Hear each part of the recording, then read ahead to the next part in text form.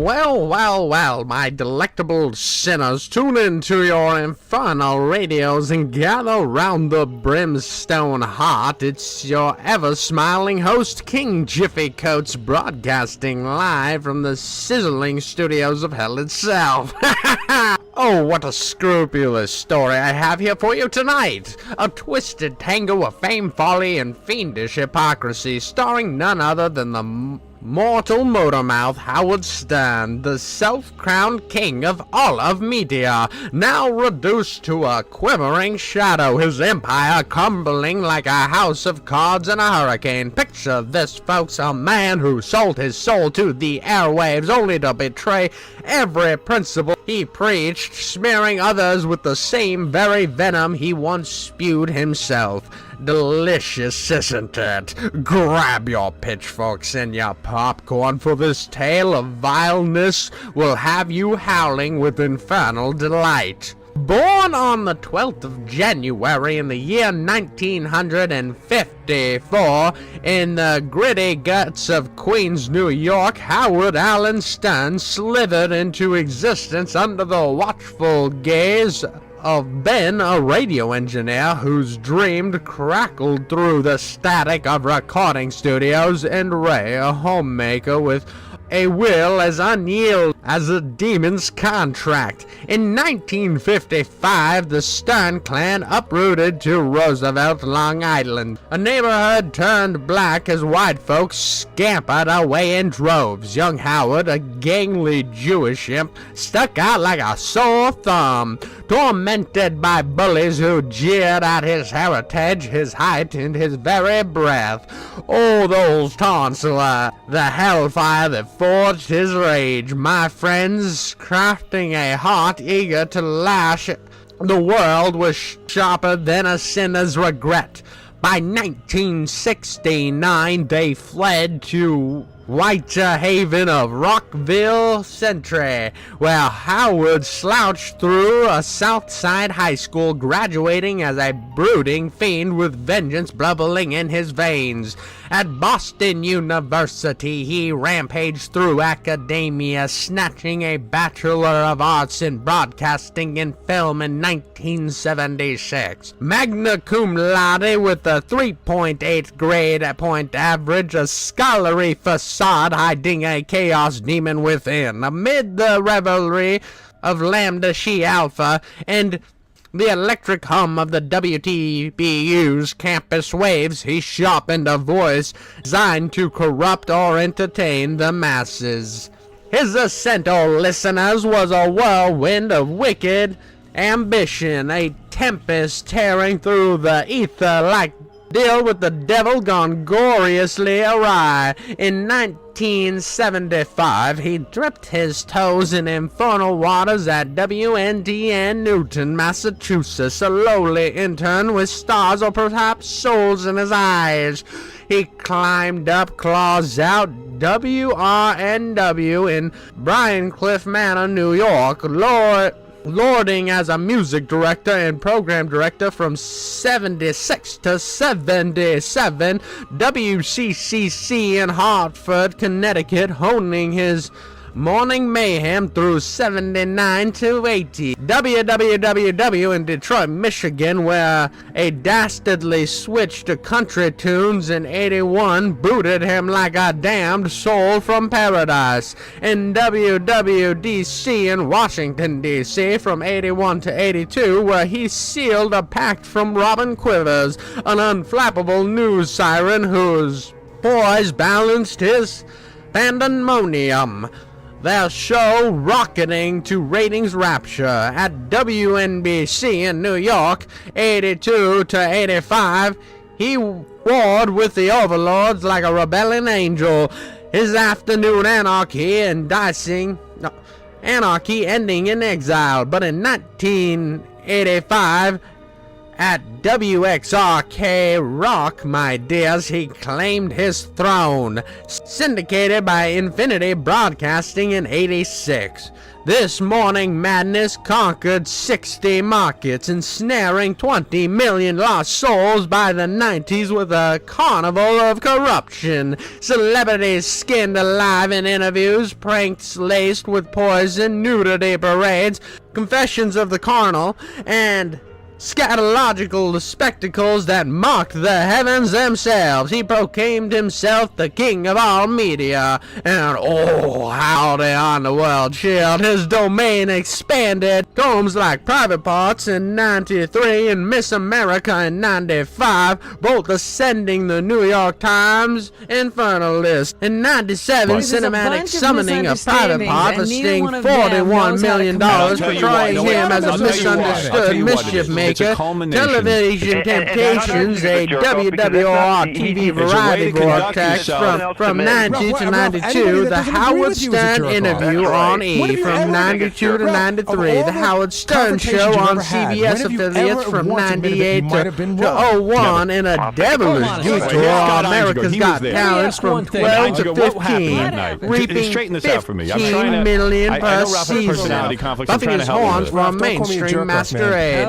But hold on to your halo, sinners, for this is no saintly saga. It's a plunge into the abyss with Stern's free speech facade masked as a soul steeped in villainous. He posed as a crusader, dueling with the Federal Communications Commission like a demon against divine decree. From 99 to 2004, his broadcast acquired a hellish $2.5 million in fines for delving into depravity, bodily blasphemies desiccated with glee, taboos toppled like fallen angels. A 92 nude billboard caper cost $27,500. His 91 album, Crucified by the FCC, wailed against governmental tyranny. In '04, as the Bush Brigade tightened the noose, Stern decried it as political persecution, rallying behind John Kerry like a possessed preacher, summoning his horde against the puritanical powers.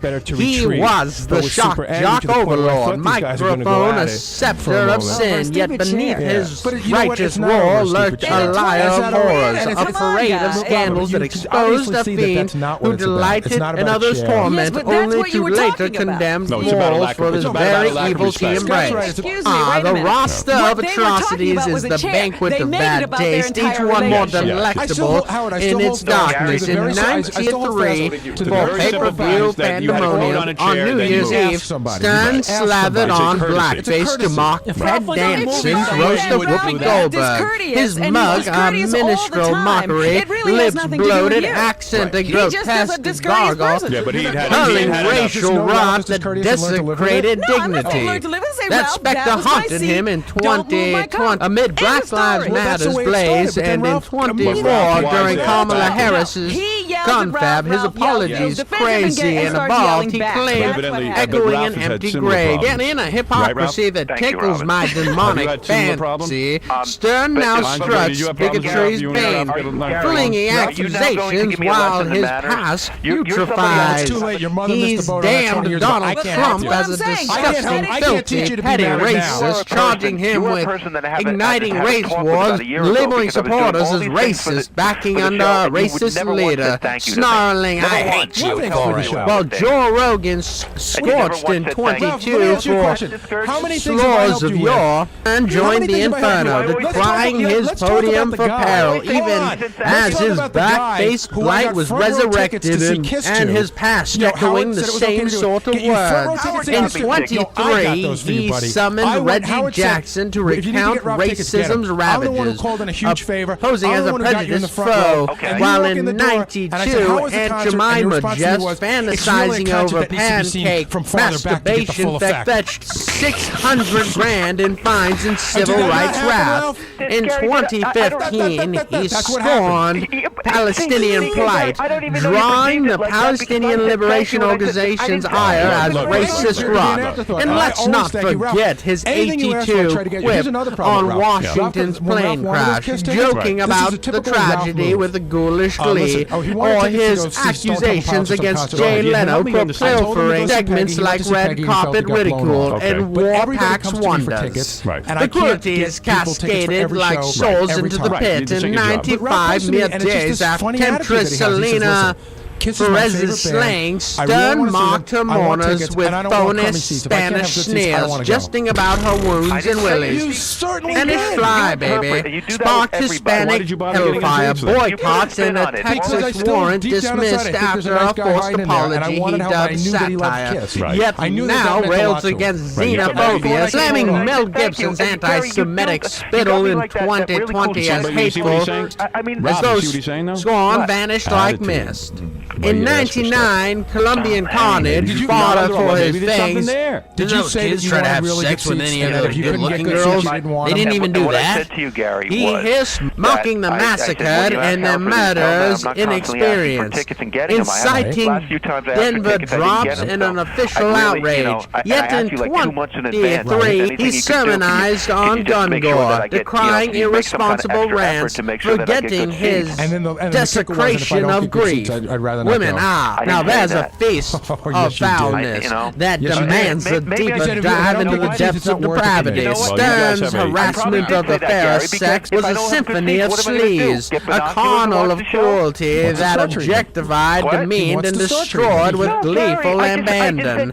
These damsels were as wicked playthings, paraded and prodded like prizes in an infernal auction. Aspiring singers coerced into stripping for fleeting flame, a gymnast breast enhancements bartered for on-air exposure, porn star Jessica Hahn harried and humiliated over sordid Jim Baker scandal entanglements. Anna Nicole Smith, that tragic temptress, sinking in sorrow and substance after her husband's demise, was weighed publicly like livestock. Her form flayed as unhot and disgusting, her vulnerability twisted into a grotesque spectacle that critics linked to her spiraling despair. And 07 overdoses, Stern begged her to step on a scale for 10 minutes straight, berating her weight while she begged him to stop. A display so vile, it left listeners aghast. Dana Plauto, different strokes, doomed damsel, battling demons of her own, endured his druggings and demanded for on-air tests the eve of her 99 self-slaughter by overdose. Her kin cursing his hair, sample harassment as the final shove into the abyss. The diva of I Carrie was leered in 98 with comments on her incredible breast, reducing her artistry to anatomy. Sofia Vergara based his lecherous lens, her curves critiqued and crude commentary that left her squirming. Lisa Marie Presley was probed about her undergarments. Are you wearing panties? How do you look in them? A vulgar violation of privacy. Sheryl Crow, the songstress and survivor, recounted sexual harassment from Stern's sleazy advocates. Her career tainted by his toxic touch. Emma Bunton, baby Spice of the Spice Girls, was grilled on her virginity and first intimacies at a tender age. Her innocence invaded for ratings. Carmen Electra was coerced into the Symbian machine, a vibrating contraption of carnality. Her discomfort broadcasted for the masses. Every Cindy and Sam Smith were body shamed with bobs like ugly motherfucker. Their forms fodder for his fury. Even his workplace bred hostility. A female employee sued over a hostile work environment spawned by his show's smut, and a sandwich woman took him to court for public humiliation and harassment via the IRS. Her dignity dragged through the dirt. He traded misogynistic quips with Trump himself, rating women's bodies like cuts of meat, suggesting bags over their head for less alluring. Yet Stern now preaches mental mercy in women's woes, summoning Lady Gaga at 21 to bear addiction's abyss, denouncing shaming while his victims echo linger in eternal torment.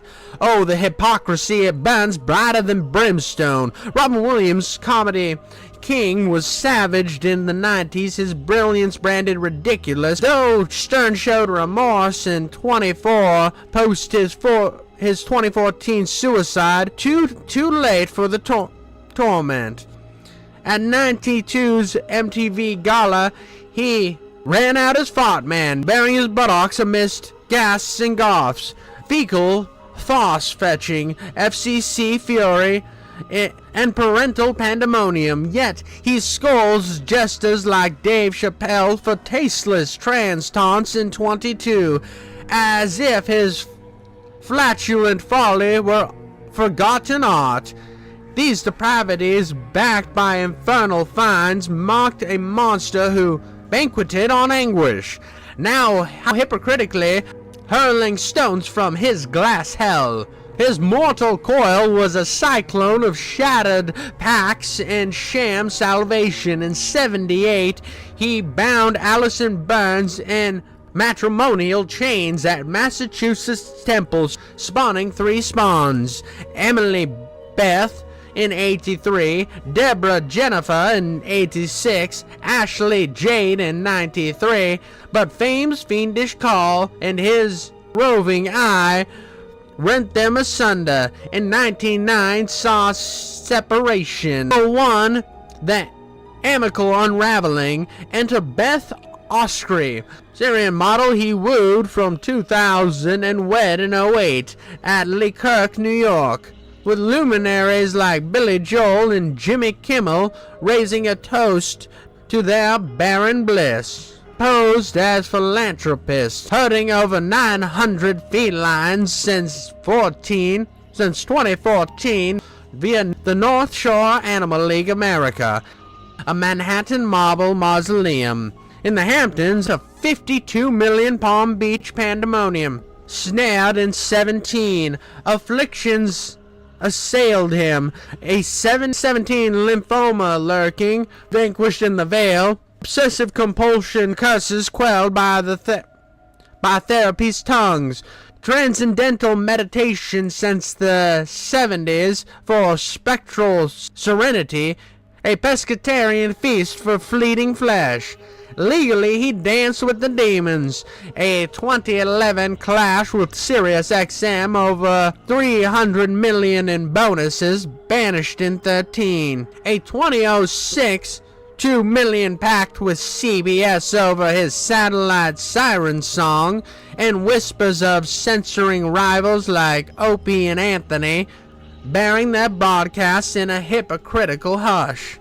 In 04, evading the FCC fiends, Stern leaped to Sirius satellite radio for $500 million infernal bargain starting in 06. His shackles shattered on Howard 100 and Howard 101.